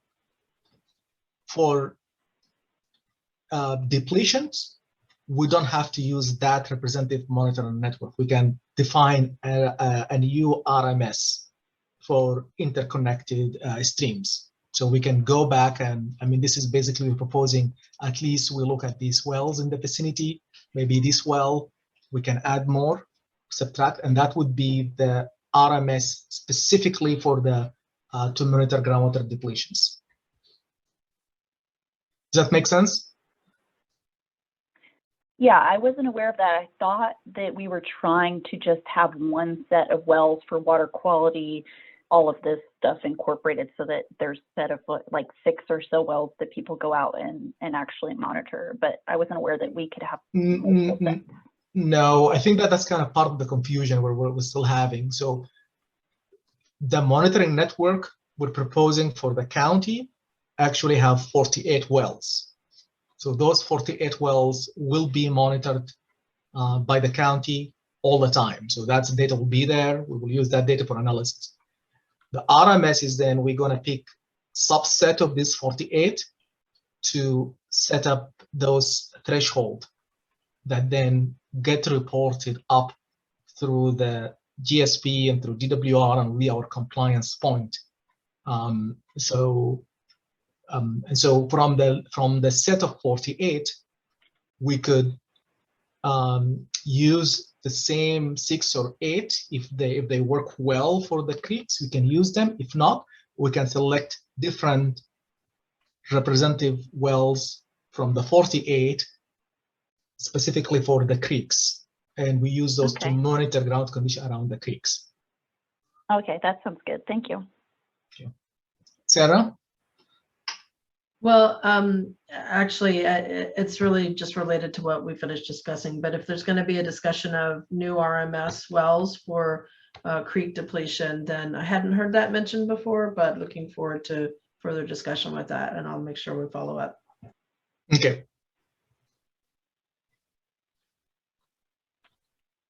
Can I comment now? Please, Sky. Okay, so I've really 2 different things, so let's do one at a time. So what I'm hearing in all these discussions is sort of the presumption that all the groundwater recharge in the basin happens during the high water period when the streams are flowing. And so the first part of my question is there like 100% certainty that there's not significant subsurface flows that recharge the aquifer, particularly after the streams stop flowing? And the second part of the question is, if there is, could we manage the surface of the watershed in a way to increase the groundwater recharge that would enter the soil or the water from the soil surface and then become part of those subsurface flows? That's the end of the first part. First question. Excellent question. I think the subsurface flows is a big component of the groundwater budget. Just kind of explain to everyone what is the slide here. Sorry, I'm going fast all the way back. So the subsurface flows are a big component of the groundwater budget, because when we do a basin boundaries, seldom the basin boundaries, basically we call them the no flow boundaries. So basically there is no flow coming. Seldom that's the case. Most of the time there is actually flow between one ground basin and the next, and so there is lots of flows coming in and out. I'm not sure if that's the case in our basin here, just because of the geology, but that's something the groundwater model is going to estimate, is how much subsurface flow. So, and then the second part to your question is, yes, that will be part of the projects and management actions. Is it Maritza or Megan? Megan sent out an email just 2 days ago, I think, with a spreadsheet asking for, looking for ideas to solicit projects to help improve groundwater management. So if you have any specific ideas or sites about groundwater recharge, those will be very important types of projects we can add in and kind of describe them into our plan here. What else is your second question is, Sky? Well, yeah, I'll make a comment. It would seem to me that if we could increase through all the agricultural acreage, deep percolation of water, even 1 inch, that would make a significant effect, I would think. And 1 inch is a very modest goal. So, but the second question is really about, I think I heard Eddie's statement, and I'm afraid I'm going to misquote him, but I think he said that you could insert models for agricultural pumping and I didn't really understand all that, but I thought, well, how in the world would you do that? How would you know how much was pumped? And more specifically around this discussion, how would you model the amount of water used for frost protection? So I'll take the first part, and then maybe Eddie can talk about the frost protection. But for ag, the typical practice is, we don't have groundwater extraction data, but the practice is we look at what type of crops is being farmed. And then based on the type of crop, we can estimate typically how much water is applied, how much is lost, and then based on and how much different crops needs and then we forecast that different crops by different month. And then that gives us a pretty good estimate of what's on average, what's the groundwater extraction should be in this parcel of land and this piece of farm. And that's kind of how the groundwater model is built up from the ground up based on land use. Sarah? I apologize. My hand was up accidentally. Oh, okay. Cool. Well, this is Sky again. I think you're probably going to have to factor in evapotranspiration data also. Correct. And since yes. we appear to be in a period of climate change, it appears that evapotranspiration is changing here in Lake County. Whether that'll be long-term or short-term, that makes it a little difficult. But evapotranspiration is changing in not an insignificant amount. Used to be said a decade ago that quarter of an inch a day was maximum ET, and now we're seeing lots of ETs over 3/10 of an inch, even on occasion 0.35, over a third of an inch. So those are not insignificant changes. So that's a challenge in doing that. And then to know which irrigators are compensating their water application based on ET is another hugely hard thing to determine. So yeah, the crop demands are based on ET estimates. So we have evapotranspiration and then crop factors. This kind of standard practice. I think for those we have tables of different crops by different county and what those crop factors looks like. Again, it's not perfect, but it gives you a pretty good estimate about what's the typical level of groundwater extraction looks like. So one approach is, I think, this kind of going back to where we go from here.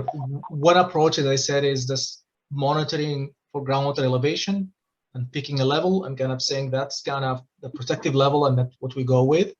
The other estimate is once we have a model, a numerical model that's working on depletion, we review the model, we like what we see, then we can estimate the depletions, and then we could set them, we have a choice of the monitoring network. We can say, we're gonna define, going back to the slide, we're gonna define the depletions, the metric, question of the metric. We're gonna set the metric for depletion as a model output. The depletion number that comes from the model, that will be our metric. And we would say, based on what we've seen, the estimate from the last 30 years, do we think the protective level is this much? This is what we're going to use. Or that we can use the metric as the groundwater elevation in representative wells that's selected specifically along the creek or close to gauges. For example, on this map here, we're thinking about using these 3 wells along Adobe Creek because they're close to the transducers, and that gives us a long-term advantage as we further calibrate those transducers, generate the flow. Then that gives us a much more foundation to refine what those measurements and all those metrics will be.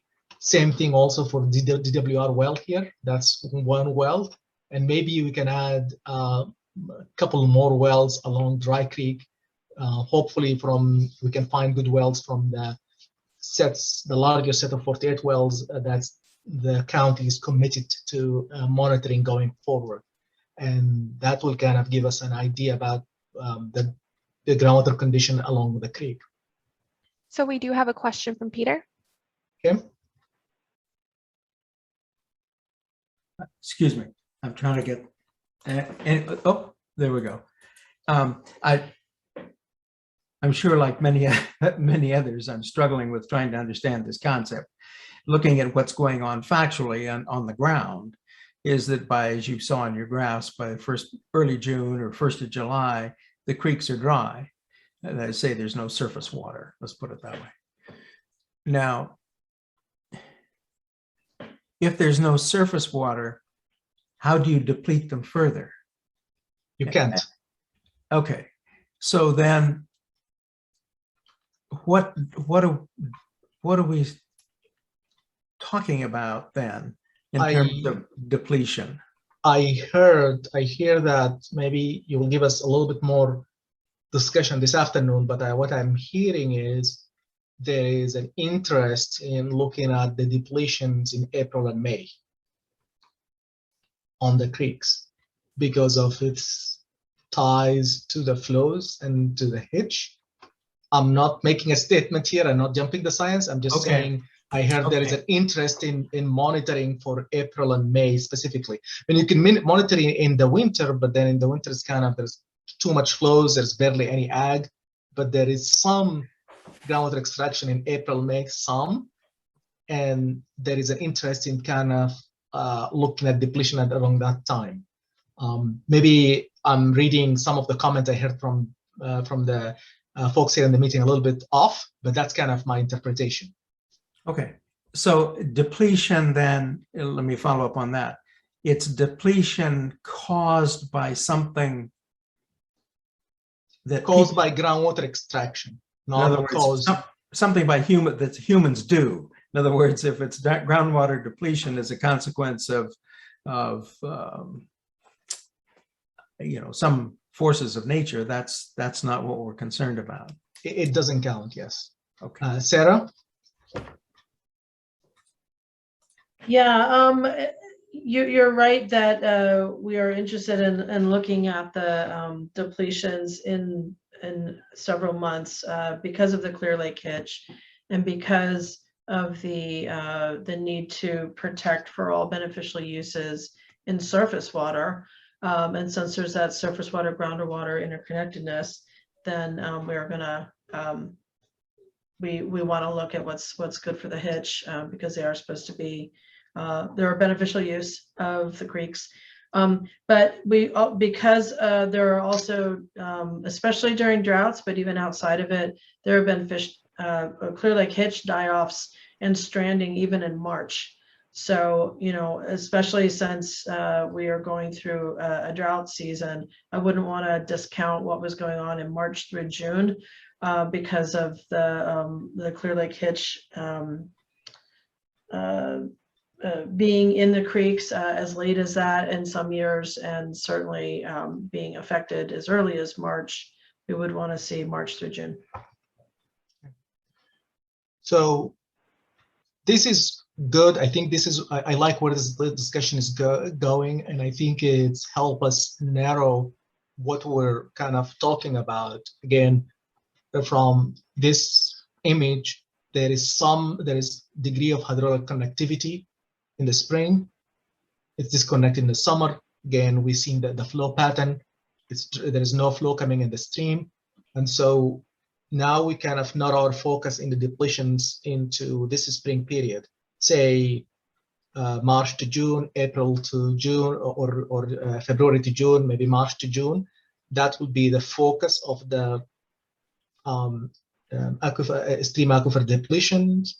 We're gonna propose wells along the creek that allow us to measure, and then hopefully when we come mid-September, we have the model, we can also get additional insight from the model about that.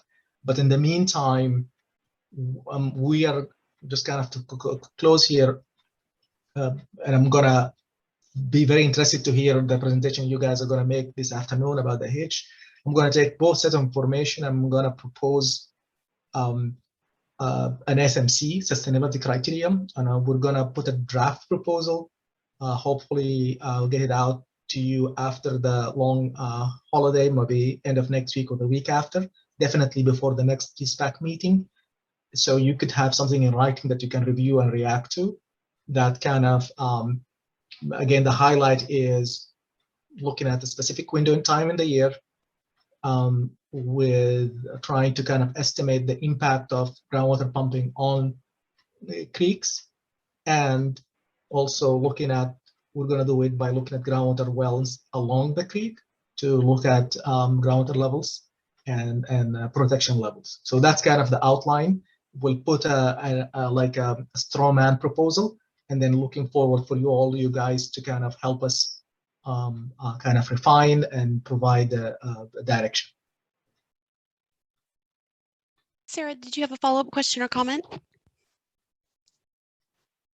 Nope, sorry about that. No worries. Okay. I have a quick question just for this group. So when we're establishing the MOs and MTs for this specific SMC, would you like to see, because we have to come up with one number. Would you like to see sort of an average from April through June, or we pick an April value? What a folks' kind of preference would be? Because we have to come up with a single value for the MO and MT. Any ideas? I guess specifically Sarah and Bethany on how we could do that. Can you remind me what those acronyms mean? Sure. So the MO is a measurable objective. That's the goal. That's what the ideal case. And then the MT is sort of where we do not want to go. So Gotcha. yeah. So there's like, where we want to be and where we want to not go, you know, and we have no plans to go to the MT, but we have to set that level, and it has to be a single value. Even though we might have monthly data, daily data, we've got to come up with a single value to put in there. And that would be a change, or that would be a water surface elevation? I think it would have to be a groundwater surface elevation. Yeah, so if this And is the they groundwater change- levels, yeah. Yeah, we'd have to have a different value for each well because Yep. Which is they're fine. at different elevations. Yeah, which Okay. is fine. Yeah. I need to think about it, Yeah. honestly. So, Maybe yeah, some other people have for some example, ideas. in this situation, we can say, yeah, this is April, May, March, April, May, June. This is what we're kind of concerned about. We set up an MO, measurement objective, say we really want the basin to reach this point. And this is maybe the full basin. Maybe it's already full, the max. And we really don't want it to go below this level. The Eddie's question is, do you want to have one for each month? I think that would kill. One for May, one for April, and one for June. Gotcha. Or just one level for just one protective level for all 3 months. I mean, at this point in time, I'm still wrapping my head around all this. I feel like there's not enough information like you all have laid out to really have a true like number that we can point at. I think what we're going to do is moving forward with the best available information that we have, and you know that's going to be informed by this model partially. So I feel like I need to give it more thought. No worries. It's fine. I mean, we're all struggling with this one, so we will go ahead and put a straw man and proposal, and similar to what we've done so far, we'll try to include as much of the documentation and backup in terms of what information we used, how we used it, where it come from, and then let's for you guys kind of provide their feedback. Peter, I just comment that that's kind of worrying me, because from the standpoint that what happens in April and May and some extent in June is to stream levels is not a result of human activity. It's a result of natural forces such as, which is, as we talked about before, how much water is coming down from up above as you measure by your gauge. And so if we set up something that's a standard to which somehow we have to respond as humans when you can't do it, or the only way you can do it is to do something that's totally artificial, that concerns me. In other words, there's something really, really that down deep. There's something that doesn't connect on this, and it seems wrong to me. So I'm really, really concerned. Yeah, it's difficult, and I think I can tell you. I give you 2 examples. I know we're running long, but what I've heard from DWR is one way is we can, instead of calling like their MOs and MTs, but we identify it specifically as an interim MO and MT. That builds us some flexibility that we can adjust it if we collect additional data. And then the other thing is we have to sort of really understand that impact from pumping on surface water depletion. We have to really figure that part out, because you're saying, Peter, it can be dangerous if we're in a drought period and we hit that MT and pumping hasn't changed much. It's kind of like, okay, now the GA is on the hook to develop or implement a project. So it's difficult, but again, we have to set an MO and MT or an interim MO and MT, and we have to everybody to be comfortable with that, you know, as we move forward. So I think it's probably helpful to have something on paper with some of this backup. And again, we don't need to make decisions now. We've got really till November to make these decisions, but we've got to kind of move forward and sort of at least have that, you know, information to kind of work through as we start looking at projects and management actions. Yeah. So one of the consideration is, can you have a different MT for wet year and dry years based on, or can you rate the MT to the amount of inflows coming into the stream? If there is no flow coming in, I don't know. It's hard. It's hard. Yeah, But yeah.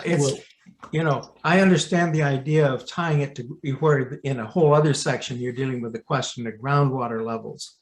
But in this case, we're talking about surface flows, and surface flows in the state of nature, they dry up here in the summertime. Yeah, I mean, again, remember here, we're not setting these MTs for surface water. We're setting these MTs for groundwater. And so we're saying in this well, we want the groundwater levels to be within this range. Basically, that's all what we're saying.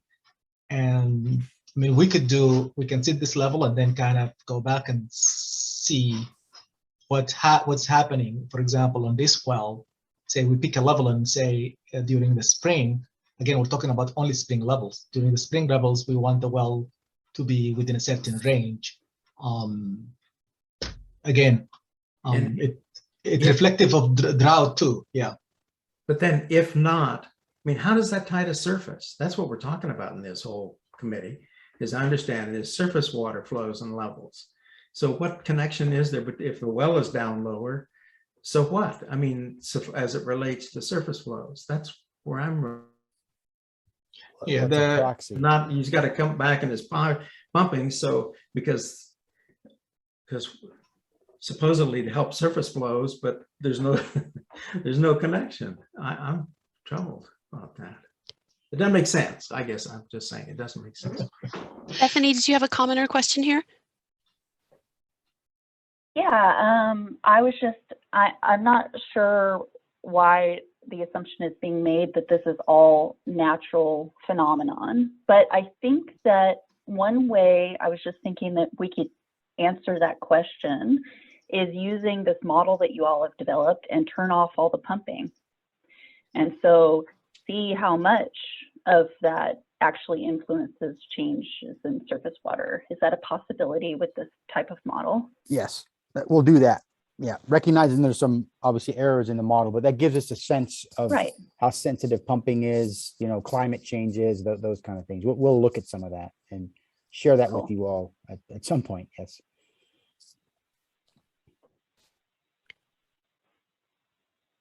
Can I take a quick second to see if Sky has anything to insert here too?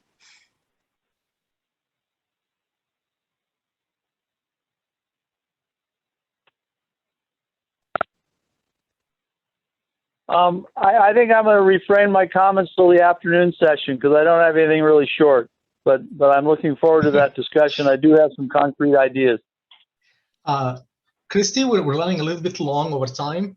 We are. And we need to give everyone a break before the next meeting, especially Peter and Sarah. Sure. Okay. All right. Well, with nothing else, we can go ahead and conclude this one. And I think most of these people are joining us again at 3 o'clock for the GDE, with a couple people joining us in addition to. Thanks, everyone. I know it's not easy. We appreciate it.